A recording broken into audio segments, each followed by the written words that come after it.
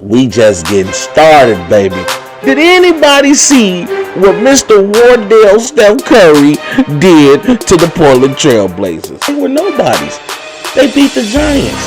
Trash. They beat the Broncos. Trash. If you ever watched Dragon Ball Z, my man's was Super Saiyan. I couldn't wear this until we actually caught a dub. And he did all of this damage in 36 minutes. Let that sink in. They beat the Eagles, trash. The Cowboys, trash. The Bengals, trash. The Jaguars, trash. Yes, ladies and gentlemen, you heard it here on Robs2Cents. My good people. My good people. Hello, world. I'd like to welcome you guys back to the show that's hot with your boy, Rob Scott. This is Robs2Cents, baby. What's going on, everybody? So glad to have you guys back, man. You know why you came here. You came here for the hottest sports conversation in the nation, so I hope you're getting ready to tune in. Got a lot of things going on in the world of sports. Couple teams making some noise in the NBA. We starting to get cooking now in that regular season. A lot going on in the NFL. Did Superman return back to his old stomping grounds? Yes, we saw the return of Cam Newton. Going to be talking about that on today's episode. We also saw the Chicago Bulls make a statement to prove that they are for real. So I hope you guys are ready for an action-packed episode as we talk about an action-packed week of sports, baby. So if you're on your way, on your morning commute, on your way to work, make sure you keep both hands on the steering wheel. Make sure you keep both eyes on the road for, if you in my case, with the glasses, you know. Make sure you get that cup of coffee, man. And let's get ready to talk sports. But I'm going to give you Robs2Cents. And as we look into this season that's currently going on in both the NFL and NBA, we usually come into the seasons already having a team that we have in mind, and on paper looks like they're supposed to win the championship. I know if we look in the NBA, we saw the Los Angeles Lakers get Russell Westbrook. We see them bring in Carmelo Anthony, bring in Dwight Howard, bring back Rondo. And we say, man, that team looks like they can win the ring. Everybody had high hopes for Brooklyn. We know that their playoff dreams got cut short in the second round last year. James Harden injured. You lose Kyrie to injury. And we're like, okay, the big three is going to be back now. Let's see if this team can win it all. Unfortunately, we didn't see the mandate coming. And we haven't seen Kyrie on the court this season. Philly's having debacles with Ben Simmons. We look in the NFL, we thought the Tampa Bay Buccaneers are poised and ready for a repeat run. They bring back pretty much all of their team.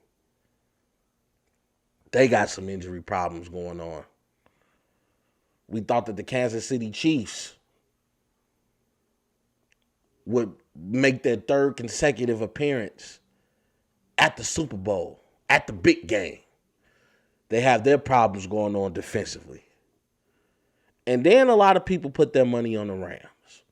Now, we know that the Rams are already predominantly known for their defense. A lot of questions surrounding Jared Goff. You ship him over to Detroit. You bring in Matthew Stafford. You bring in the Deshaun Jackson. And even though it didn't quite work out with Deshaun, you still put all your chips on the table. Because then you go get a Von Miller to add to an already stacked defense that houses Aaron Donald, that houses Jalen Ramsey, Leonard Floyd, a bunch of studs over there. And then you bring in an Odell Beckham Jr. Now, granted, you lose Robert Woods, who's been a nice secondary receiver for this team. If you don't know, Robert Woods is now down with an injury, torn ACL, out for the season. So now you bring in an Odell Beckham Jr. to go with a Cooper Kupp, to go with a Christian Kirk. And we thought that the Rams were ready to rock and roll. And I'm sorry, I keep saying Christian Kirk. I'm sorry, not a Christian Kirk, but with your Van Jeffersons and whatnot. We thought they were ready to roll. But that has not been the case. Because if we look at the Rams, they've had 2 bad losses. That first loss coming last week at the hands of the Titans. Now, we know the Titans right now are playing some great football, especially considering the fact you lose your running back. You lose your nucleus to that offense. And Derrick Henry, gone for the year with that Jones fracture. Yet the Tennessee Titans are able to are still able to put wins on the board, are still able to rack up the W's. They beat the Rams last week 28-16. We thought that was a gimme for the Rams, considering the fact you're gonna have to force Ryan Tannehill to throw the ball, but they're finding ways to win, and they're showing right now a true competitor's heart. But then the Rams lose badly Monday Night Football to the San Francisco 49ers. Now, I don't mean to say it like that as if losing to the 49ers are bad. But if you lose in the way that the Los Angeles Rams did, I mean literally either they had a tie quarter or they got outscored in every quarter. I mean, San Francisco jumped out the gate putting 14 points in the first quarter. Defense running all over them. Offense running all over them. We did not see that coming, especially with that being the debut of Odell Beckham Jr., who's known in the NFL as one of the top receivers. I'm not gonna say he's Julio Jones type top, but Odell Beckham Jr. is no slouch. Couldn't get the job done. We look at the final score being 31-10, San Francisco having their way, forcing Matthew Stafford into 2 interceptions. Yeah, he threw for 1 touchdown. He was 26-41 and threw for 243 yards in the air. But those 2 interceptions, costly interceptions. And that's been the thing about Matthew Stafford, even in Detroit. I mean, we're talking about a guy who's made it to an NFL postseason 3 times and has no victories in the playoffs. That's the question surrounding Matthew Stafford. Can he win the big games? Can you put your team in shape to be successful? That's yet to be seen. Because when the lights are the brightest, we're talking about Monday Night Football. We're talking about a supposedly give-me game against the 49ers, who came in 3-5. They weren't winning any games. You were sitting at 7-2, poised to make some real separation in your division. Didn't see that. Cooper Kupp showed up as usual, 11 receptions for 122 yards, but nobody else decided to join the party.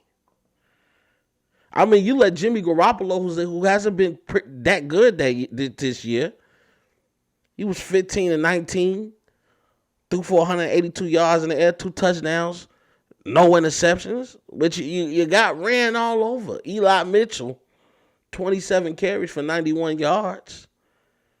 Deebo Samuel, 5 carries for 36 yards, 1 touchdown on the ground. Then he also goes and give you 5 receptions and 97 yards through the air and 1 touchdown as a receiver. I mean, you just didn't have any answers for anybody. And it's amazing that you're getting outscored in the way that you're getting outscored, considering this is supposed to be a top-ranked defense. I just said they have Aaron Donald. You have Leonard Floyd. You now have Von Miller, who on a play yesterday, he just got pancaked, just moved out of the way, even though the running play didn't go anywhere. Just definitely not the Von Miller for 2016, but I'm going to give him a break. You just got to the Rams. We're going to see how you're going to do. It's only one game. I'm not panicking. I'm not saying that the Rams won't be in the dance when it's all said and done. But all I'm saying is from what I've seen so far, it's not looking good. As I just mentioned, Matthew Stafford has 3 playoff appearances over a 12-year career. And he's winless in all 3 of those games. has yet to prove that he can get his team out when it counts. I mean, now we look at the NFC. We look where the Los Angeles Rams are at. They're still trying to fight for first place in the NFC West. Going against the Cardinals right now, who the Cardinals have kind of been on a downward trend. But they're waiting on their quarterback to get back. They're waiting on DeAndre Hopkins to get back.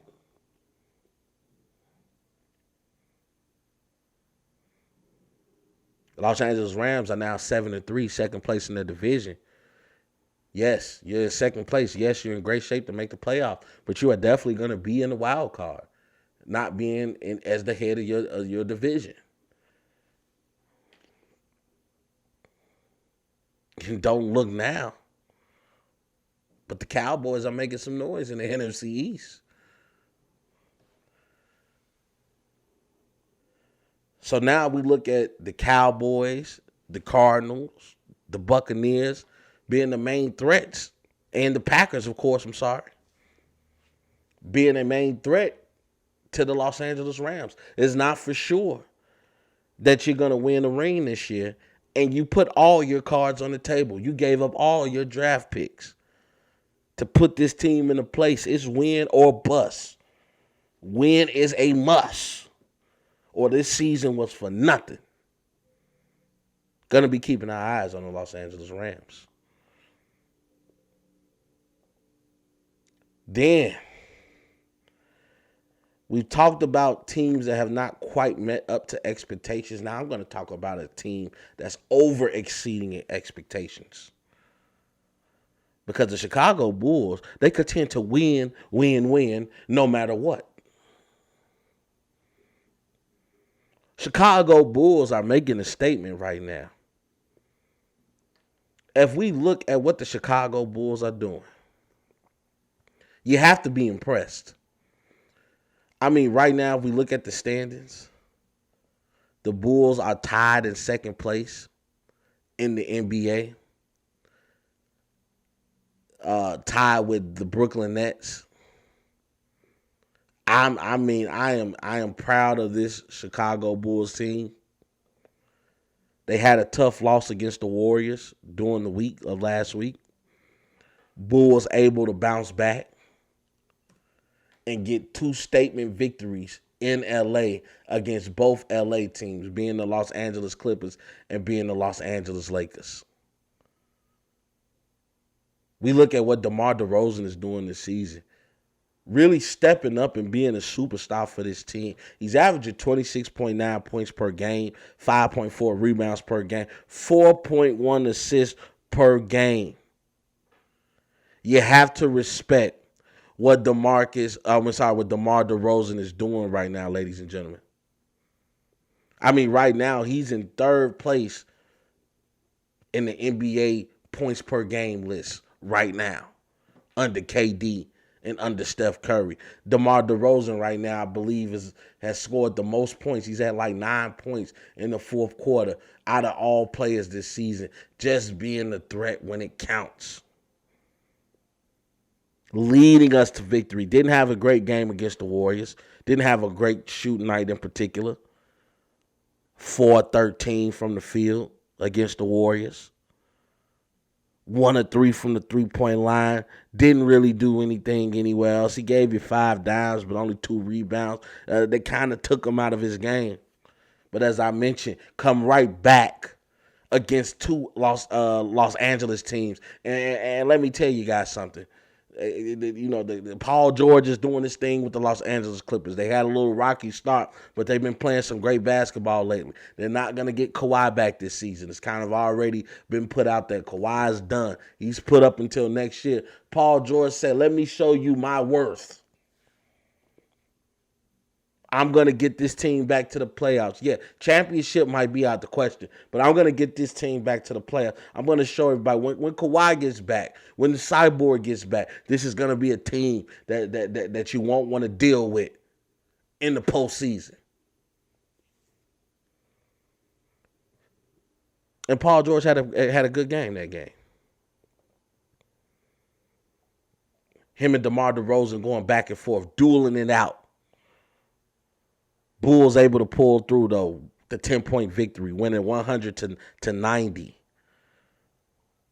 As I mentioned, Paul George, he gave you 27 points. Now, he didn't have a great shooting night. He was 7 of 25, 2 of 10 from the three-point line, but he was 11 from the free throw line. He gives you 27 points. He gives you 11 rebounds, only 3 turnovers, 4 assists, 1 steal, 1 block. Paul George was trying to do it all for this team. Only Eric Bledsoe decided to strap up and go along for the ride, giving you 21 points. But we have to look at DeMar DeRozan. As I mentioned, only scoring 18 points, 19 points against the Golden State Warriors. He comes back this game, he gives you 35.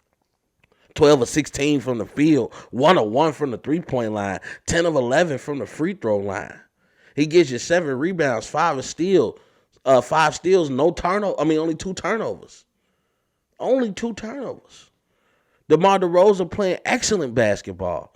Bringing out that superstar Zach LaVine, who definitely got his shots up that game.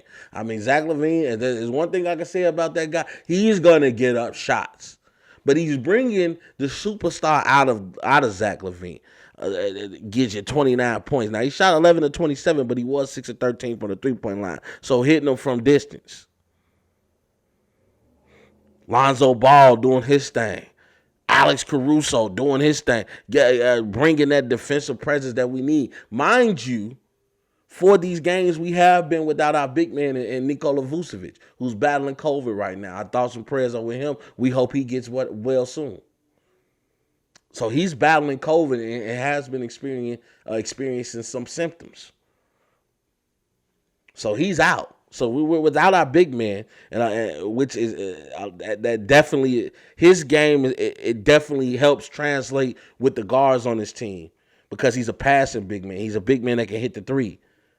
So now you're playing small ball, which is right into Golden State's favor. But we're able to take advantage of the Clippers and then the Los Angeles Lakers, because if we look at the next game against the Los Angeles Lakers, they put on a show. DeMar DeRozan said, I gave you 35 against the Clippers. I'm going to give you 38 against the Lakers, as they were able to just blow out the Lakers 121 to 103. DeRozan gets his season high. He's going to be scratching 40 soon. As I mentioned, give you 38 points, 15 to 23 from the field, 2 of 5 from the three-point line. Gave you 6 assists, 1 steal, 1 block, only 3 turnovers. Efficient out there. Zach LaVine once again getting up his shots, 10 to 22, 6 of 13 again from the three-point line, giving you 26 points. They out there playing great. Even Lonzo getting the revenge game. And let me tell you about Lonzo's revenge games. Because against the New Orleans Pelicans, he gave you a triple-double. And then he follows it up going against his former team in the Los Angeles Lakers and gives you 27 off 10 of 13 from the field, 7 of 10 from the three-point line. Talk your stuff, Lonzo. 7 rebounds, 8 assists, 2 steals. Lonzo showing up. And Alex Caruso, what I love about him, and these are for my young kids out there that think you have to score the ball in order to impact the game. Because Alex Caruso was 0 for 1 from the field. He had no points. Didn't make it to the free throw line or anything. But he had the biggest plus minus, almost the second, under Zach LaVine, who had a 33 plus minus. Alex Caruso gives you a positive 28. Why? Because he only has 1 turnover. He has 5 assists. He has 6 rebounds. He has 2 steals. Doing what he does. We look at steals per game. Alex Caruso is third. 2.5 steals on the year. If we looking at steals leaders within the NBA. So Chicago has it going on right now. As I mentioned, second place, they're tied with the Brooklyn Nets. The Chicago Bulls on a current 10-game winning streak, record of 10-4. Only lost 2 road games. One being to the Warriors, one being to the Philadelphia 76ers. The Chicago Bulls are playing excellent basketball right now. And I am just happy for this team, happy to see the development of these players.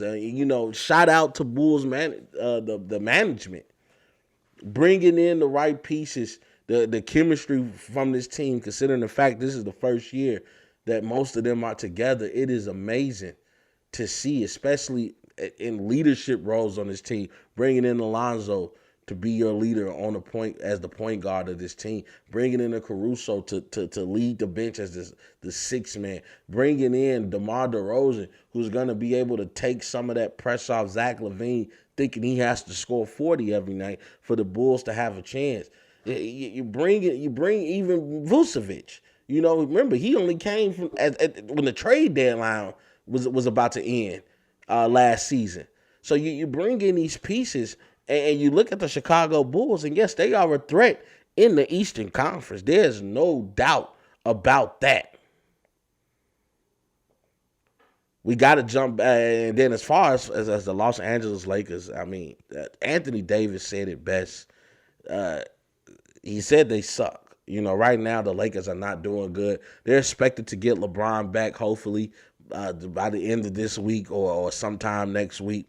LeBron has been out with that abdominal strain. And, it's just been tough to win with Russell. I believe he's up to like 76 turnovers on the year. He's averaging 5.3 turnovers on the year. Like as I mentioned in my last episode, if doing too much was a player, Russell Westbrook picture will pop up. And I feel bad talking about Russ because Russ is such a great player as far as, he's going to be a first ballot Hall of Famer.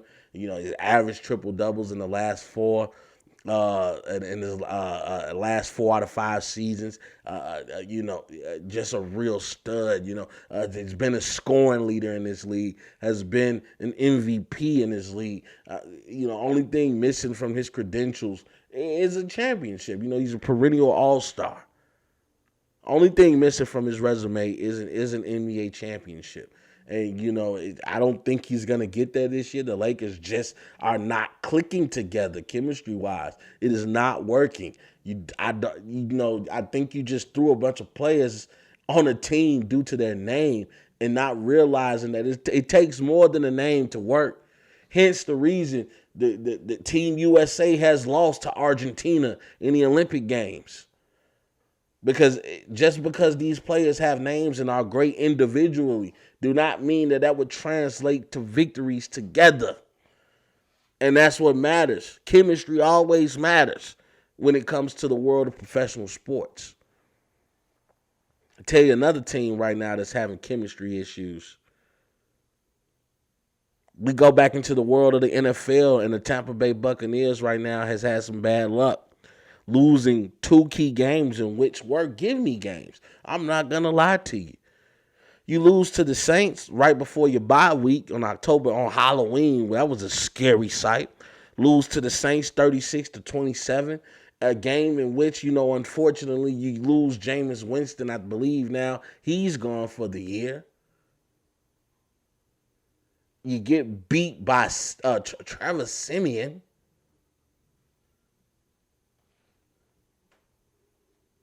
And then you turn right around and lose to the Washington football team. You go to Seattle, Washington. You go against WFT and have a WTF moment.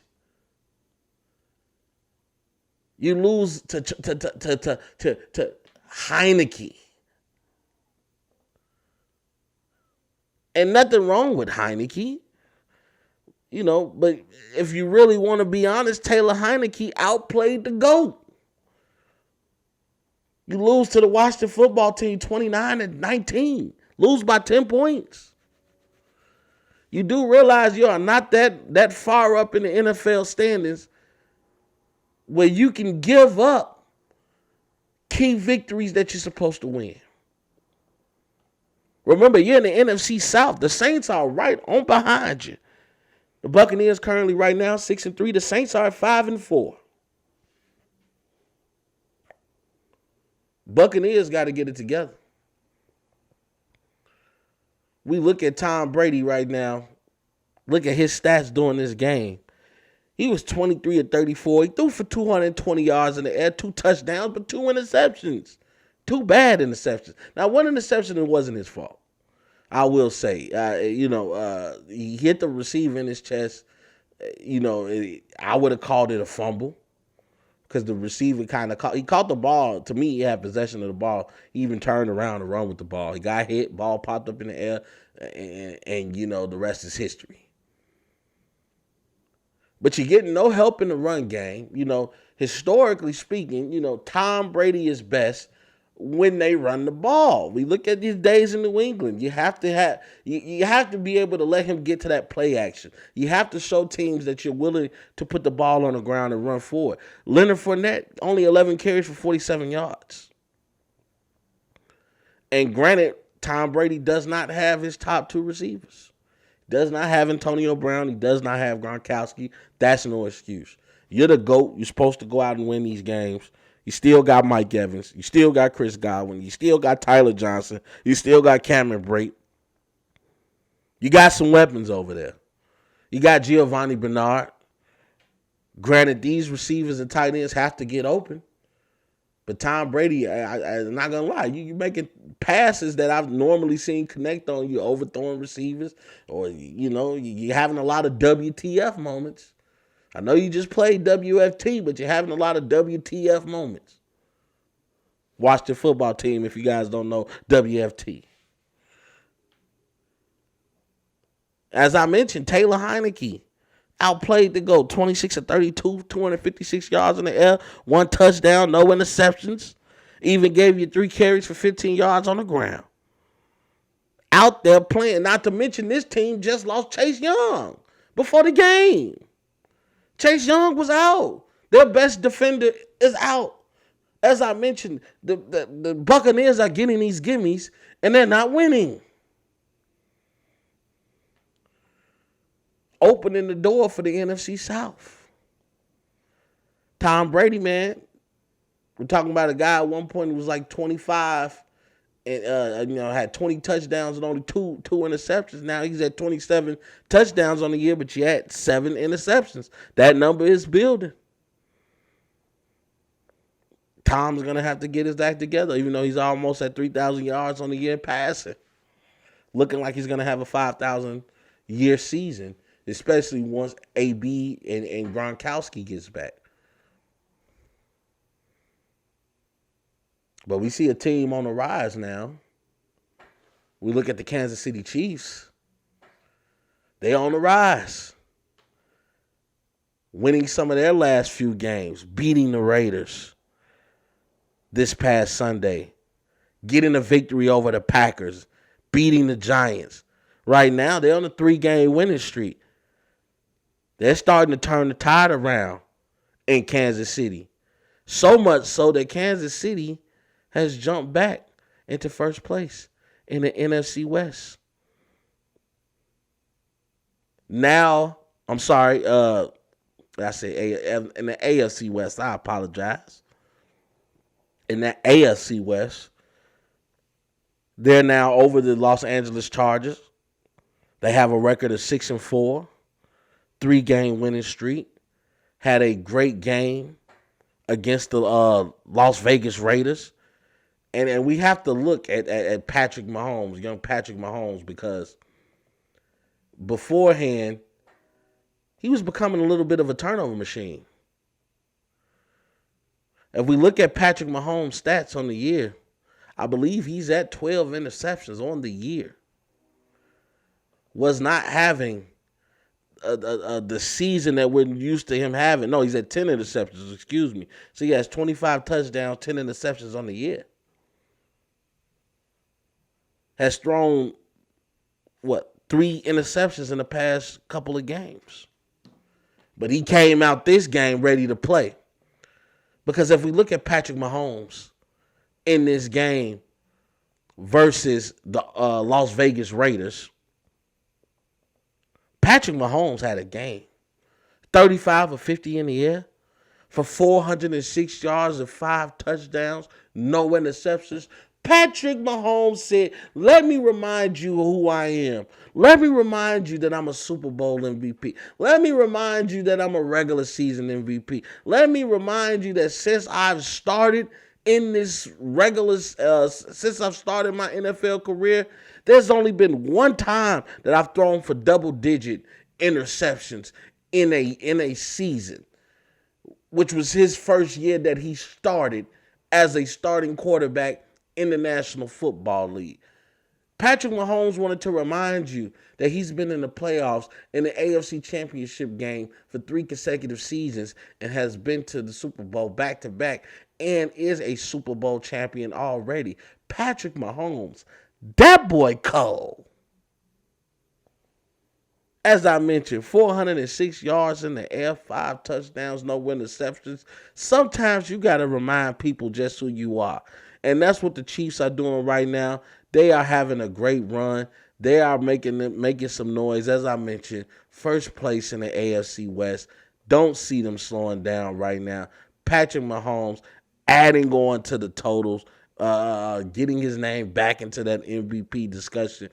People said he lost it. People said, he has been exposed, that the NFL has figured him out. Patrick Mahomes said, hold my drink.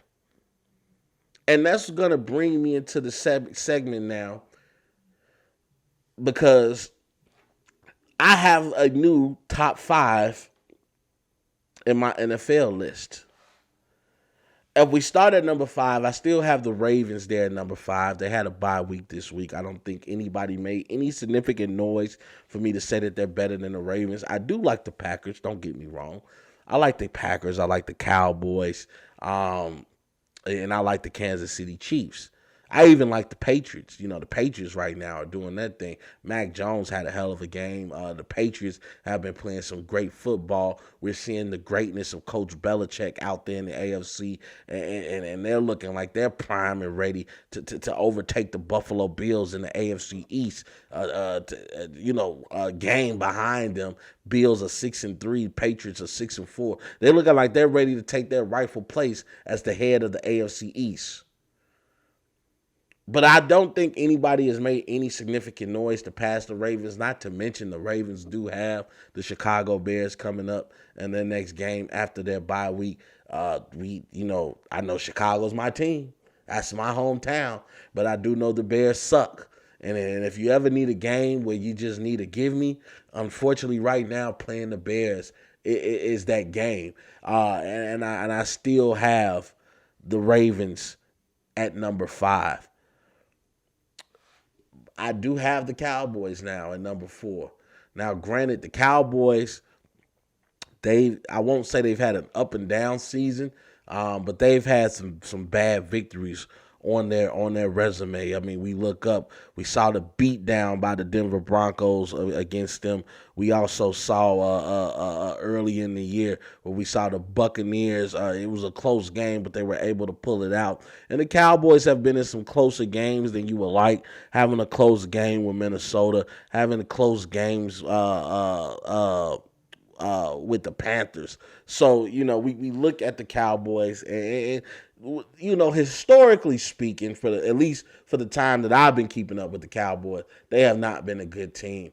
This year they're playing some stellar football. They've been able to stay relatively healthy. Their defense has definitely stepped up to the plate. You look at Micah, you look at Suggs. I mean, they definitely have some studs over there on that defense. And the Cowboys have been playing some great football. Right now, they're top in the AFC East, and it ain't even close. The NFC East, and it ain't even close. Eagles next, being 4-6. Right now, the Cowboys are 7-2, playing some excellent football. Proud of this football club. Proud of Dak Prescott when a lot of people had doubts on him, especially the way he injured himself in week 5 of last season. So to see him have a bounce back year, making a stud out of CeeDee Lamb, and he has Amari Cooper over there. He got some guys over there, Ezekiel making a resurgence of his career, and then with him and Tony Pollard being that 1-2 combination, that 1-2 punch on that running game. The Cowboys are looking good, so they're there as my number 4 team. And then we look at number 3. I have the Arizona Cardinals. The Cardinals have taken some bad L's, losing to the Packers. And you have to remember, in that game, Aaron Rodgers didn't have his top 2 receivers and Lazard and Devontae Adams. You still take that L. You come back, you are able to beat the 49ers, and then you just get pounced on by the Panthers. Now, granted, they are still awaiting Kyler Murray and waiting for Deshaun Hopkins to get back, DeAndre Hopkins to get back. So I'm not gonna to crucify them too much, which is why they're still in 3rd place. They're without their top receiver. They're without their quarterback and Kyler Murray. However, the thrashing that they got put on by the Panthers, and not to mention that was a bad, bad loss. Letting Aaron Rodgers come in and dictate play, even though he didn't have his top 2 boys there to throw the ball to, still able to get the W in a very close game, which is why Arizona is number 3 now. Number 2, I have to give it to the Green Bay Packers, man. We look at the Green Bay Packers right now. They've been playing some excellent football, as I just mentioned. Able to get some great wins within the past previous weeks. We look at beating the hell out of the Seahawks, shutting them out, getting a great win over the Cardinals. Not quite able to pull it through against the Chiefs, but I give them a pass on that. That was the game Jordan Love started, so I'm not gonna beat up on the Packers too much. It pains me to praise this team, considering the fact I am a true Chicago Bears fan. But like Stephen A. Smith said, Aaron Rodgers is a bad man. And granted, he didn't have a great game against this Seahawks team. If we look at where the Packers are at right now in the NFC North, 8-2 on the year, have been quietly getting the job done. 4-2 on the road and has perfect at home. So I'm letting people know, when you come to Lambeau, it's gonna be loud, it's gonna be rockets, and it's gonna be a hard game to play, especially now that the weather's changing. And I can tell you right now, it's cold in Chicago, so you can only imagine how cold it is in Wisconsin. But as I mentioned, Green Bay has been getting the job done, led by their star quarterback and Aaron Rodgers, having the best receiver probably in football, and Devontae Adams is right up there between him and DeAndre Hopkins. Either or, you can choose either receiver. You won't be wrong. Both receivers are just absolutely tremendous at what they do. I have to give Green Bay the nod at number 2. And then at number 1, I had to go with Tennessee, even though they've lost Derrick Henry, who's, in his mind, he's optimistic he can come back for the postseason. We don't know. That Jones fracture is nothing to play with. He's had surgery. He's going to need time to rehab. I personally think I wouldn't bring him back, just thinking long term, as I mentioned in my last episode. But Titans might be one to win now. They've had some great wins, even without their stud running back. They just continue to win. They had a great win over the Buffalo Bills, had a great win over the Kansas City Chiefs, blew them out 27-3, come back. They beat the Colts in a very close game, and then beat the Los Angeles Rams and able to beat the Saints. I mean, we look right now, the Titans right now playing excellent football, 8-2 as their record, 6-game winning streak, even without the big man, finding ways to get it done. Ryan Tannehill stepping up. You got A.J. Brown over there stepping up. They got some real good guys over there. The defense have been playing pretty good. As I mentioned, blowing out the Chiefs 27-3. I mean, playing excellent football. So I have to give Tennessee their rightful place as number 1. Being able to win without Derrick Henry is definitely an accomplishment within itself, and this team is going to be doing some great things. As we get down to the nitty gritty of the show, I have to give Cam Newton a shout out. It was great to see him back in the thick of things, man. As I mentioned, Carolina was able to get a great win over the Arizona Cardinals, man, and just to see Cam Newton come back, to see Carolina sign him, after it didn't work out with him in New England. Carolina brings him back home. Cam Newton didn't start, played limited minutes, but just for what he did, man, it was just great to see. In the air, he was 3 or 4, had 8 yards, threw for 1 touchdown, and then also showing you that he's still Superman. 3 carries on the ground for 14 yards with another touchdown. Cam giving you 2 big touchdowns in limited minutes. And it was just great to see him take off his helmet and let the world know, I'm back. I'm back. Now we wonder, are they grooming him to be the starter of this team? Right now, you wasn't getting it in Sam Darnold, Phillip Walker. You're not getting it with him. What's the harm in allowing Cam Newton to be your starter? And as we look at the standings, Carolina is not completely out of the picture. They are at 5-5. They're at 500 mark right now, 500 team. Saints are only 5-4, and they have some tough games coming up. So you can have possibly Carolina right there in the thick of things, right there in the wild card, and then that's something to keep your eyes on. Not saying that the Panthers are gonna make the playoffs, but they are not out of it. Let's let that be known. And last but not least, want to talk about Ben Simmons. As you know, I haven't mentioned him in quite a few episodes, but he still has not made his way back with Philadelphia. Apparently, he has been coming to, training sessions. He has been going to workouts with different coaches and working on his game. I haven't noticed him on the bench or anything with the Philadelphia 76ers, but now that they've made their road trip, their 5-game West Coast road trip, he's not with them, and apparently they're gonna find him for them games, for those games he's gonna miss. And now he's saying that he's going through some mental health issues, which we never want to take those for granted. If he is indeed going through mental health issues, that's something serious, and you have to take that seriously. How you prove that, unless you're talking to the team medical staff, I don't know. It's not like you can take a note to them from your doctor saying he's not mentally stable. However, we wish the best for Ben Simmons, and we know right now, it's just been a continued stalemate between him and the Philadelphia 76ers, which brings up the question of saying, do we, let him go?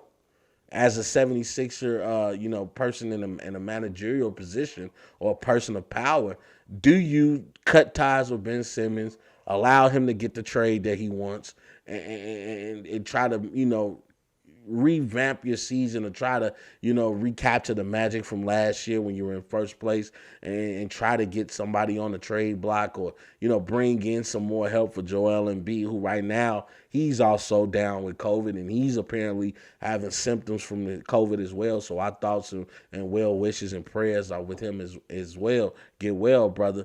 But they've had people in and out of the lineup. The 76ers now, while they're like tied for 6th place in the NBA standings. So we look at that and say, do we?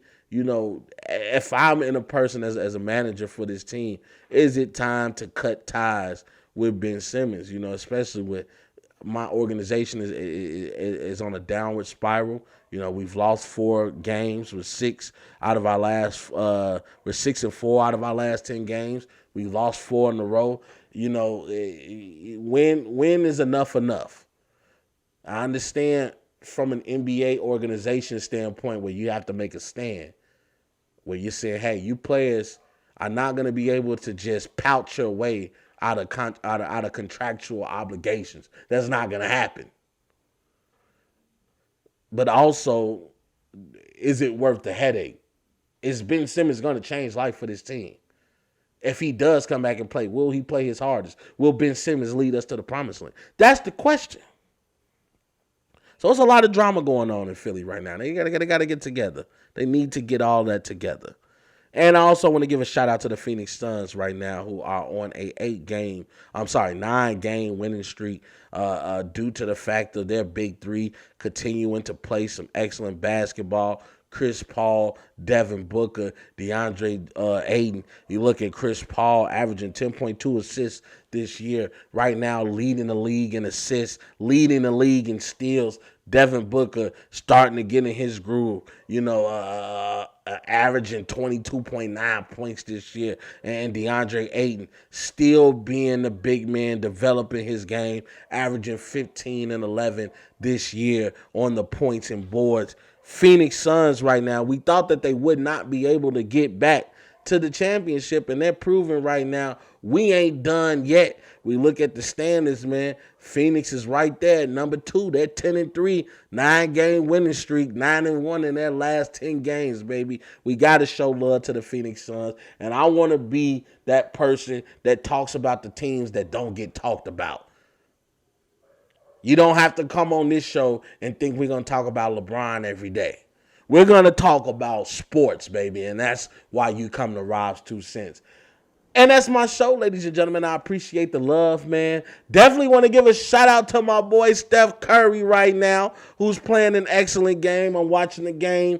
We're at least catching the last bit of the game. And right now, the Golden State Warriors are winning 95-74, just out there beating up on the Brooklyn Nets. As you guys know, this was the battle of the top scorers, KD being number 1, Steph being number 2. And let me tell you guys, man, they didn't disappoint. Steph Curry, 6 of 10 from the three-point line, 9 of 14 from the field, 28 points he gives you.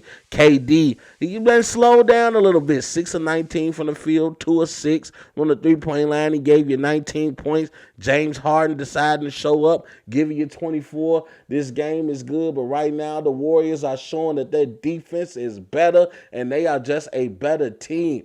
Right now, going into the fourth quarter, score being 98-76. It looks over, y'all, but I don't like to speak too soon. In this NBA with that three-point ball, anything can happen.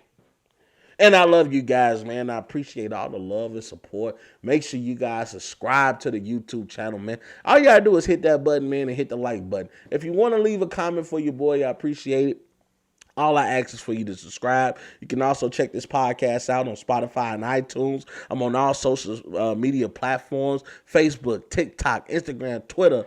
I'm everywhere, baby. Even on LinkedIn. Catch me. Come talk to me. I ain't no celebrity, man. Just come say hi. And then also remember that if you have Roku, check me out on the Rewind Sports 60 Roku channel. Again, thank you, brother Jerry Rouse.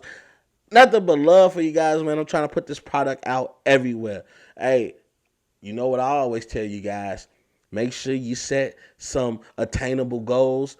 Map out a plan of how you're going to achieve those goals, and then you got to go out and execute. That's what it's all about, baby. Execution. I hope you guys continue to have a great one. I hope you guys continue to be great. And you already know the slogan, baby. We gone. There's a bigger fight going on. There's a much bigger agenda than the streets. And I know sometimes it's hard to see that far in front of us, but we have to look past the illusions, look past the delusions of grandeur, and look at the bigger picture.